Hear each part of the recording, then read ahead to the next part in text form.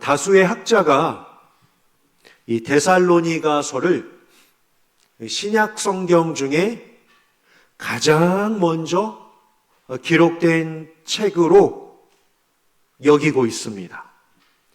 물론 신약 성경을 보면 복음서가 먼저 기록이 되어 있지만 이 데살로니가서가 가장 먼저 기록이 되어 있습니다. 말 그대로 복음서는 예수님의 생애를 다룬 책이고, 바울 서신은 예수님의 죽으심과 부활 이유를 바울이 선교 활동 중에 기록된 책인지라 복음서가 먼저고 바울 서신이 나중 아닌가라고 생각하기 쉽습니다. 하지만 이 바울 서신이 복음서보다 더 먼저 기록이 되어 있습니다.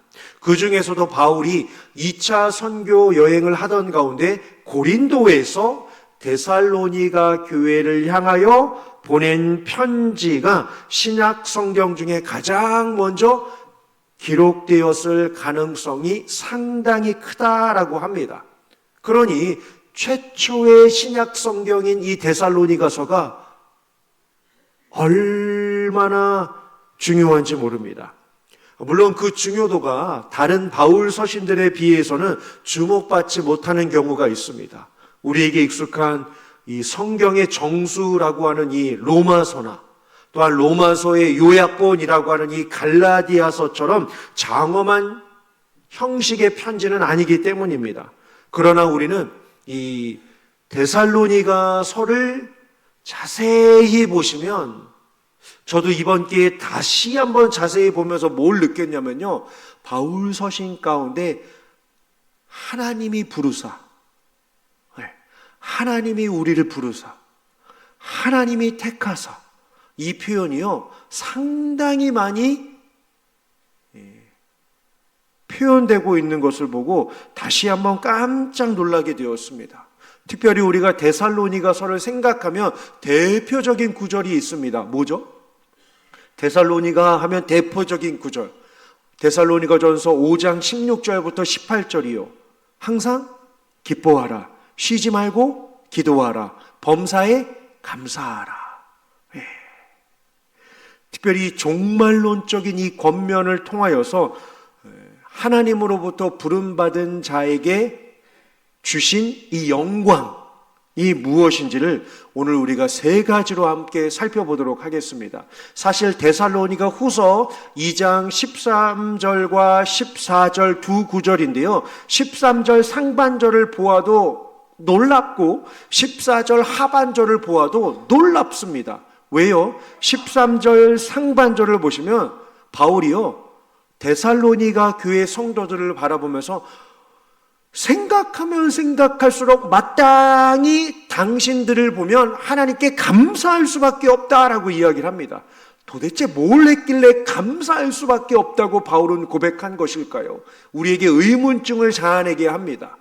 이어서 14절 하반절에도요, 하나님이 여러분들을 통하여 부르신 여러분들을 통하여 우리의 복음으로 부르신 여러분들을 통하여서 영광을 돌리길 원합니다 라고 하는 이 고백을 합니다. 생각해 보세요.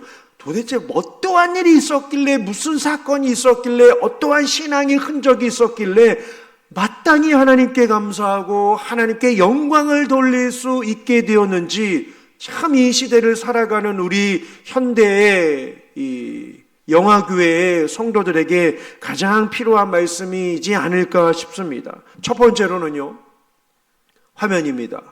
성부 하나님께서 처음부터 택하신 은혜를 이들은 잊지 않고 살았습니다.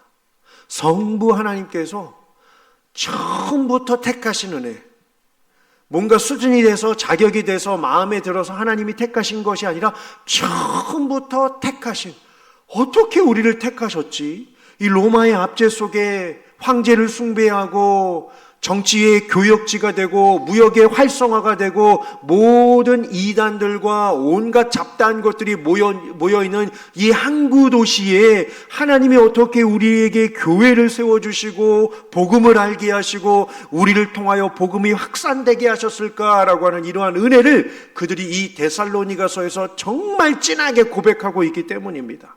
오늘 본문에서도요, 주께서 처음부터 너희를 택하사 13절에 기록하고, 13절에 기록하고 있지 않습니까? 그러면요, 여기서 우리에게 중요한 것이 있습니다. 13절이요, 하나님이 처음부터 너희를 택하사라고 하는 이 모습, 과연 하나님이 우리를 처음부터 택하신 것이 무엇일까라고 하는 것입니다. 택하셔서 우리에게 요구하시는 것이 있을 거 아닙니까? 그렇죠? 택하셨으니 택함 받은 자에게 원하시는 삶이 무엇일까요? 1장 11절로 가보실까요, 여러분? 1장 11절입니다. 본문 구절이 비슷해요. 13절은 하나님께 감사할 것은인데 11절은 하나님께 기도하문이에요. 1장 11절입니다. 이러므로 우리도 항상 너희를 위하여 기도한대요. 우리 하나님이 너희를 뭐로요? 부르심에 합당한 자로 여기시고라고 이야기를 합니다. 합당한 자로 여기셔서 어떻게 만들어 가신다는 것일까요? 모든 선을 기뻐하게 하신대요. 선을 기뻐하게 하시도록 힘을 주신다는 거죠.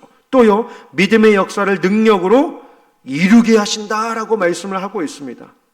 선의 경지에 이르러서 부른 것이 아니라 믿음의 역사를 아주 수준 높게 보여줬기 때문에 부르신 것이 아니라 이제 택하셔서 하나님께서 어떻게 해요? 빚어가신다는 거예요. 빚어가신다는 거죠. 선을 기뻐할 수 있도록 말이죠. 믿음의 역사를 능력으로 이루게 할 수 있도록 말이죠. 그러니요, 그 과정들을 하나님이 어떻게 해요? 보고 계십니다. 힘을 주십니다. 능력을 주시고 은혜를 주시는 거죠. 끝까지 인도해 주시는 것입니다. 결국 이것은 무엇일까요? 네? 우리의 구원은 우연이 아니다라고 하는 사실입니다. 한마디로요, 우리의 구원은 우연이 아닙니다. 하나님께서 먼저 우리에게 찾아오신 은혜입니다. 우리가 하나님을 잘 붙들고 있는 것처럼 느껴지지만 사실은 여러분, 하나님께서 먼저 우리를 붙들어 주셨습니다. 세상을 보십시오. 끊임없이 조건을 따집니다. 조건이 돼야 붙잡아요. 조건이 돼야 채용합니다. 조건이 돼야 잡아줘요. 조건이 돼야 만나줍니다. 조건이 돼야 이야기를 하죠. 조건이 돼야 시간을 줍니다. 잘해야 인정받습니다. 성공해야 사랑받습니다. 쓸모 있어야 선택받습니다. 그러나 하나님은 우리가 가장 연약할 때 우리를 붙드셨습니다. 성경을 자세히 보십시오.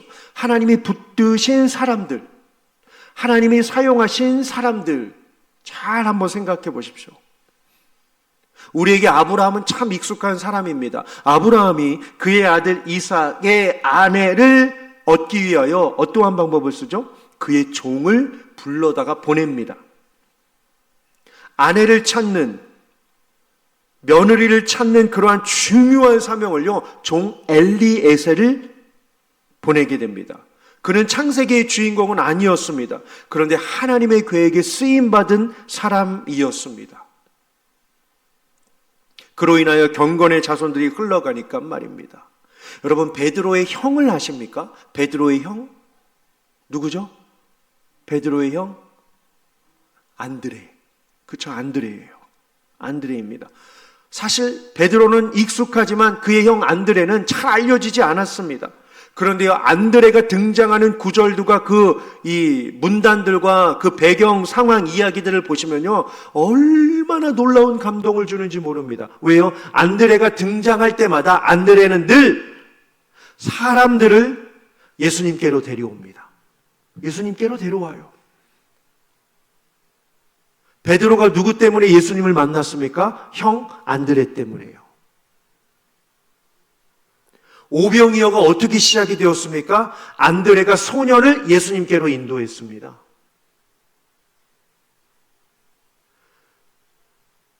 헬라인 역시 안드레의 첫 만남을 통하여서 그들에게 복음이 전해졌습니다. 잘 알려지지 않는 이 한 사람으로 말이죠. 사도행전 9장을 보시면 도르가라고 하는 여인이 등장합니다. 그녀는 설교자도 아니었습니다. 지도자도 아니었습니다. 하지만 가난한 사람들을 위하여 도르가는 항상 무엇을 하였습니까? 방 한 구석에서 옷을 만드는 일을 했습니다. 그리고 나서 그녀가 죽자 많은 사람들이 울며 그녀의 사랑을 증언했습니다. 앞서 언급한 엘리에셀 혹은 안드레 혹은 도르가 이 사람들의 공통점이 무엇이라고 생각하십니까? 능력이 아니라 순종이었습니다. 하나님, 제가 할 수 있을까요? 하나님, 저는 연약한 여인입니다. 하나님, 저는 입이 어눌한 자입니다. 하나님, 저는 앞길을 갈 길을 알지 못하는 자입니다. 실력과 재주를 겸비하지 못했습니다. 그럼에도 불구하고 하나님이 저를 부르신다니 제가 순종하며 나아가겠습니다 라고 그들은 하나님의 명령의 말씀에 순종했습니다. 뭘까요? 능력보다는 순종입니다. 택함 받은 자, 부르심 받은 자에게 필요한 것은요, 능력을 자랑하는 것이 아니라 하나님께 순종하며 하나님이 나를 사용하신다는 것에 우리는 감사하며 살아야 할 줄 믿습니다. 이 등장한 사람들보다도 성경의 수많은 사람들을 보십시오. 공통점이 또한 무엇입니까? 상황과 조건이 아니었습니다. 뭐죠? 믿음이죠. 믿음이에요. 상황을 보면 할 수 없는 상황입니다. 환경을 보면 이루어갈 수 없는 길이었습니다. 조건을 보면 감당할 수 없는 어려움이었습니다. 현실을 보면 두려움이 강력하게 압박하고 있었던 현실이었습니다. 그런데 그들은 다 믿음을 선택했습니다. 능력이 아니라 순종, 조건이 아니라 믿음 말입니다. 유명함이 아니라 충성을 선택했습니다. 성경 구절 한번 보실까요? 하나님의 일하심, 같이요, 시작. 그러나 하나님께서 세상의 미련한 것들을 택하사 지혜 있는 자들을 부끄럽게 하려 하시고 세상의 약한 것들을 택하사 강한 것들을 부끄럽게 하려 하시며. 아멘. 택하심은 자격이 아니라 은혜입니다. 은혜예요. 하나님께서 처음부터 너희를 택하사. 우리가 뭔데요? 그러므로 성도는 교만할 수 없습니다. 동시에 낙심할 이유도 없습니다. 우리를 부르신 분이 누구이십니까? 하나님이시기 때문입니다. 두 번째로요, 성부 하나님이 처음부터 택하신 은혜. 두 번째는요, 성령 하나님께서 거룩하게 하시는 능력입니다. 오늘 본문을 보시면 이어서 성령의 거룩하게 하심과 라고 말씀을 하고 있습니다. 이게 뭘까요? 성령의 거룩하게 하심. 성령께서 우리를요, 거룩하게 하신대요. 이게 뭐죠? 뭐가 도대체 우리를 거룩하게 하는 것일까요? 2장 2절로 가시면 됩니다. 2장 2절이요. 영으로나 또는 말로나 또는 우리에게서 받았다 하는 편지로나 주의 날이 이르렀다고 해서 쉽게 마음이 뭐라고 기록되어 있습니까? 흔들리지 말래요. 예, 쉽게 마음이 흔들리지 말라고 합니다. 세상에 유혹이 오건 세상에 어떠한 다른 세력들이 나의 삶에 찾아와 주인이 되려고 하건 혹은 곁에서 내가 진짜 예수다라고 외치는 그러한 이단의 세력들이 우리의 마음을 뒤숭숭하게 한다라고 할지라도 성령께서 거룩하게 하신 것은 우리의 마음이 흔들리지 않게 하신다라고 하는 것입니다. 뭔가 어떤 외적으로 뭔가 어떤 특별한 모습으로 우와 막 거룩하게 하는, 성경을 옆구리에 껴놓고서 막 할렐루야 막 이게 거룩이 아니잖아요, 여러분. 진짜 거룩은 뭘까요? 성령께서 내 마음속에서 계속해서 역사하시는 겁니다. 성령께서 내 마음속에서 역사하시기 위하여, 그로 인하여 나에게 필요한 것은 무엇일까요? 하나님의 말씀인 복음을 붙잡는 거예요. 말씀을 붙잡는 거예요. 말씀을 가까이 하는 것입니다. 주어진 시간에 주의 말씀을 흠모하고 동경하고 읽고, 이 말씀이 나에게 원하는 것이 무엇일까? 이 말씀을 가지고 나는 누구에게 다가가 이 복음을 전할 수 있을까라고 하는 이 마음입니다. 그렇죠? 2장 2절이요. 쉽게 마음이 흔들리지 말라, 두려워하지 말라라고 말씀을 하고 있습니다. 사실 2장 3절을 보시면 미혹의 영이 배교하는 일이 있대요. 불법의 사람이, 멸망의 아들이 나타난다라고 합니다. 4절이요. 대적하는 자 신이라고 하면서 하나님을 대항하는 자가 나온다고 합니다. 숭배가 나온대요. 하나님의 성전에 앉아 자기가 하나님이라고 내세운다라고 합니다. 지금만이 아니죠. 초대교회가 세워진 고대로부터 이러한 이단의 세력들과 미혹하게 하는 영들, 끊임없이 우리의 가정과 교회와 자녀들을 하나님으로부터 멀리하게 하는 악한 영들이 얼마나 가득하게 있는지 모릅니다. 그러니요, 저는 오히려 감사합니다. 왜요? 하나님이 우리를 그대로 내버리실 수 없기 때문입니다. 구원해 주시고 방치하시는 게 아니에요. 하나님이 우리를 그대로 내버려 두지 않으시는 거죠. 성령 하나님께서 끊임없이 일하십니다. 깨닫게 하시고, 알게 하시고, 보게 하시고, 찾게 하시고, 그 은혜를 사모하게 하십니다. 그러니 우리를 날마다 새롭게 하시는 분은 성령 하나님밖에 없습니다. 그러니 우리는 세상의 방식에서 떠나 하나님 나라의 방식으로 살아야 합니다. 쉽지 않죠. 쉽지 않아요. 여전히 우리는 분노하기 때문입니다. 염려하기 때문입니다. 욕심을 갖고 있기 때문입니다. 비교 때문에 흔들리기 때문입니다. 그러나 어떠한 자리에 있다 할지라도 은혜는 성령께서 우리를 다시 일으켜 세워주시는 분이십니다. 다시 일으켜 세워주셔요. 함께 하도록 말이죠. 바울의 1차 전도 여행 때 마가가 바울이 하는 명령에 불을 터뜨립니다. 왜 내 맘대로 못하냐? 난 더 있고 싶다. 왜 또 가야 하냐? 나 좀 힘들다. 천천히 가자. 왜 당신 말대로 해야 되냐? 결국 마가가 앉은 자리에서 책상 이 답답함과 이 안타까움 속에서 이 바나바와 또 이 바울과 다음에 선교지를 위해서 그 기도하는 그 자리에서요, 마가 그냥 뛰쳐나가 버립니다. 도망가 버리죠. 도망가요. 그리고 예루살렘으로 갑니다. 복음을 전하려면 예루살렘에서 전해야지. 핵심 도시인 수도권에서 전해야지. 서울에서 전해야지. 거기에 하나님의 집이 있는데 하나님의 역사가 있는 고향에서 전해야지라고 하면서 예루살렘으로 도망가요. 이 일 때문에 바울은 2차 전도 여행 때 바나바가 그리고 바울과 신라가 마가를 데려가자라고 했을 때 바울이요 단호하게 거절합니다. 마가는 데리고 가지 말자. 마가는 도움이 되지 않는다. 마가는 절대 안 된다라고 하였습니다. 그런데 시간이 흐르고 바나바의 격려 속에서 그는 다시 세워지게 됩니다. 그리고 훗날 바울은 마가를 향하여 이렇게 고백을 하죠. 그가 나의 일에 유익한 자라고 말이죠. 그가 나의 일에 유익한 자라고 인정했습니다. 세상적으로 보면, 신앙적으로 보면 마가는 실패했습니다. 신뢰를 잃었습니다. 그런데 성령 하나님께서 그를 다시 세우셔서 마가복음을 기록하게 하셨습니다. 과거가 부끄러운 사람이었는데 하나님이 변화시켜 주신 것이죠. 주인 빌레몬을 떠나 도망친 누구죠? 오네시모. 오네시모는 감옥에 있던 바울을 만나 복음을 듣고 성령의 변화를 받아 회심하여 새 사람이 되었습니다. 그는 과거가 부끄러운 사람이었습니다. 실패한 인생이라고 세상은 손가락질했습니다. 하지만 복음이 그를 새 사람으로 만들어 다시 하나님의 도구가 되는 일들을 하게 되었습니다. 그래서 성경 빌레몬서 후반부에 사람들이 빌레몬을 뭐라고 일컫습니까? 사랑하는 형제. 그는 사랑하는 형제다라고 이야기를 합니다. 성경에 회복된 사람들에게는 공통점이 있습니다. 다 실패했습니다.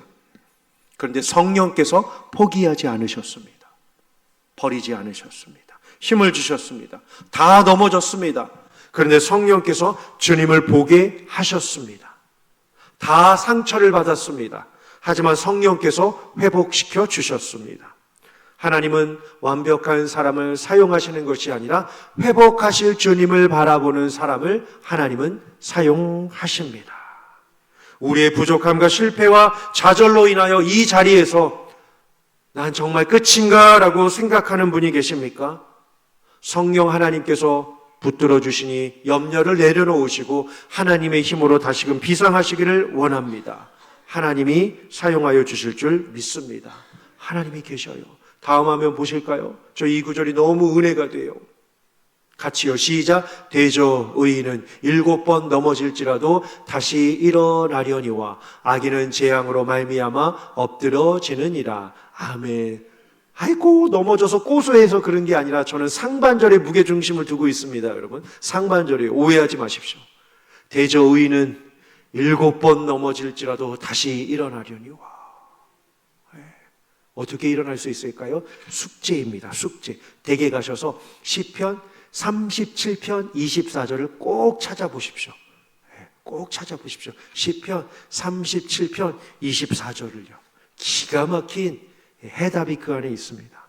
하나님의 능력은 우리를 넘어지지 않게만 하는 은혜가 아니라 넘어져도 다시 일으켜 세워 하나님의 나라를 위해 쓰임받게 하시는 능력을 주시는 분이심을 믿으시기를 주님의 이름으로 축원합니다. 마지막 세 번째로요. 성부 하나님께서 처음부터 택하신 은혜를 보았고 성령 하나님께서 거룩하게 하시는 능력을 보았고 마지막 세 번째로는요. 이제 누가 나오셔야 되죠? 예수님. 진리이신 성자 예수님을 전하는 사명이 우리에게 영광으로 주어졌다라고 하는 것입니다. 오늘 본문 하반절입니다. 진리를 믿음으로 구원을 받게 하심이니 이를 위하여. 그러면 이 이를 위하여가 꾸미는 것이 뭘까요, 여러분? 이를 위하여가 꾸미는 게 뭐예요? 믿음이죠. 믿음이에요. 믿음입니다. 믿음으로 구원을 받게 하심이니. 그렇죠? 진리를 믿음으로 구원을 받게 하심이니. 그러니까 믿음이에요. 뭘 믿으라는 거죠? 진리죠. 그렇죠? 진리예요. 이를 위한다라고 하는 것은 믿음인데 믿음이 일컫는 것은 진리예요. 결국 데살로니가서가 원하는 것은 무엇입니까? 이 진리가 무엇이냐? 예요. 바울의 발걸음도 마찬가지죠. 진리가 무엇인지를 갔던 그 발걸음처럼 말입니다. 진리는 뭐죠? 진리는 뭐예요? 두 개예요, 두 개. 두 개입니다. 살전 1장 10절로 한번 가보실까요? 살전 1장 10절입니다. 살전 1장 10절이에요. 한 3페이지만 앞으로 가시면 되죠. 진리는 예수님이십니다. 맞아요. 정확한 답이시죠.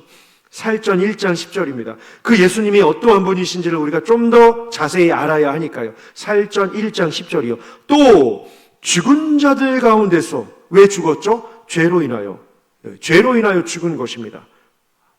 이 한 문단으로 우리는 다 해결이 돼요. 죽은 자들, 죄로 인하여 죽었죠. 그런데 은혜는 무엇입니까? 다시 살리신 누구요? 그의 아들, 성부 하나님의 아들, 성자 예수님이시죠. 그런데 그분이 어때요? 하늘로부터 강림하신대요. 너희가 어떻게 기다린지를 말하니 이는 바로 이거죠. 장래에 노하심에서 우리를 그렇죠. 건지시는 예수, 구원의 예수 그리스도를 이야기를 하고 있습니다. 구원의 예수, 죽은 자들 가운데서 살리시고 하늘로부터 강림하시고 장래에 노하심에서 건지시는 세 개의 표현이 있습니다. 사망에서 살려주시고 하늘에서 재림하시고 장래에 노하심에서 우리를 건지실 예수, 정확하게 나와 있죠. 우리를 건지시는 예수. 하나 더 있어요. 살후 3장 5절입니다. 살후 3장 5절이에요.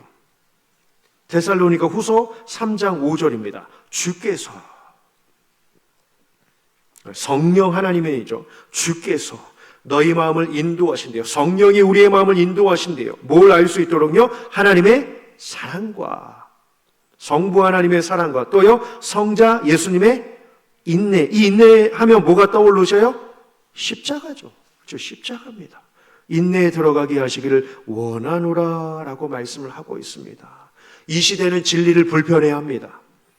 진리를 불편해해요. 너가 하는 것이 다 맞다라고 합니다. 하고 싶은 대로 하면서 살라고 합니다. 그렇죠? 하나님이 보이지도 않는데 뭘 하나님을 믿냐라고 합니다. 어제 저도 그 얘기를 또 들었거든요. 그렇죠? 하나님 보이지 않는데 어떻게 믿으라고 하느냐. 또 들었어요, 어제. 늘 이러한 메시지가 우리를 공격합니다.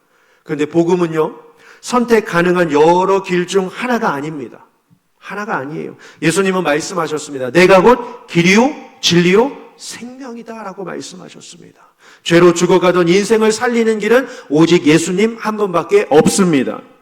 십자가는 단순히 종교적 상징이 아닙니다. 하나님께서 죄인 한 사람 한 사람을 살리기 위하여 내어주신 사랑의 증거입니다. 성경 속 빌립 사도행전에 빌립이 나옵니다. 사마리아에서 큰 부흥을 경험했습니다. 그런데 하나님께서 그의 마음에 어디로 가라고 하시죠? 광야로 가라고 하십니다. 큰 은혜를 받았는데 광야로 가라고 하셔요. 복음을 전하여야 한다라고 하는데 광야로 보내셔요. 빌립이 뭐라고 하죠? 하나님, 사람 많은 데 가야 복음을 전하죠. 왜 저를 사막으로 보내십니까? 인간적으로 보면 비효율적인 명령 아닙니까, 여러분? 하지만 그 길에서 누구를 만나죠? 한 사람을 만나요. 에디오피아, 그렇죠, 내시를 만나죠. 빌립은 그에게 복음을 전했습니다. 그는 세례를 받았습니다. 자기 나라로 도망갔습니다. 전승에 따르면 에티오피아 교회의 시작점이 바로 간다게 국고를 맡은 내시로부터 에티오피아 교회가 처음으로 세워졌다고 합니다. 복음은 거대한 곳에서만 역사하지 않습니다. 하나님 나라는 거대한 계획도 필요하지만 한 영혼을 향한 순종으로 확장됩니다. 오늘 내가 기도하는 그 한 사람, 오늘 내가 복음을 전해야 하는 그 한 사람 생각합시다. 나를 통하여 예수님을 만나야 할 그 한 사람, 나를 통하여 주님의 그 놀라운 은혜를 경험하여 회복하여 함께 하나님 나라를 만들어갈 그 한 사람 생각합시다. 지금 생각합시다. 왜요? 오늘의 기도가 훗날 그 사람에게 임하여져서 그 사람을 통하여 하나님의 놀라운 역사가 이루어지는 씨앗이 되기 때문입니다. 대신방 하는 가운데 한 성도님의 달력에 디모데전서 5장 8절을 크게 써놓으셨어요. 디모데전서 5장 8절 별로 안 보니까 한번 여러분들 쓱 한번 보셔요. 디모데전서 5장 8절이요. 아주 그냥 힘을 주어서 그냥 눈물이 뚝뚝 흘려진 것 같은 그러한 말씀을 가지고 쭉 써놓으셨어요. 반드시 이루실 것이다 라고 하는 그 다짐으로 말이죠.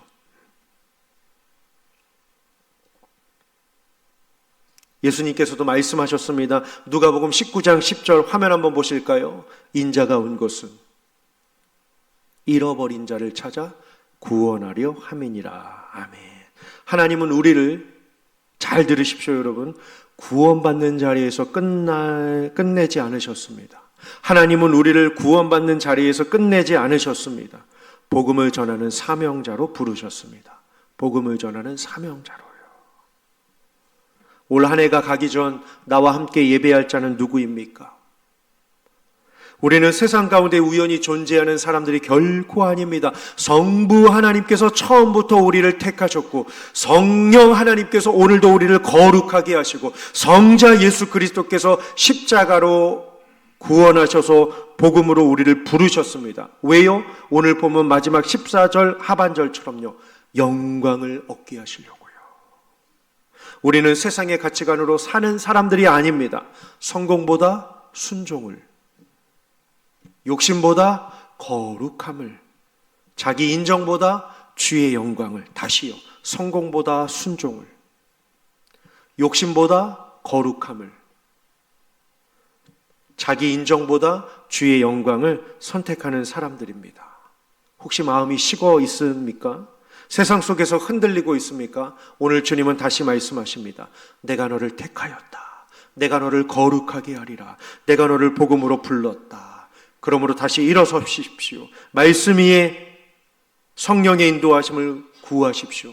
복음을 부끄러워하지 마십시오. 우리의 남은 삶이 오직 복음으로 부르신 주의 영광을 드러내는 귀하고 복된 인생 되시기를 주님의 이름으로 축원합니다. 하나님,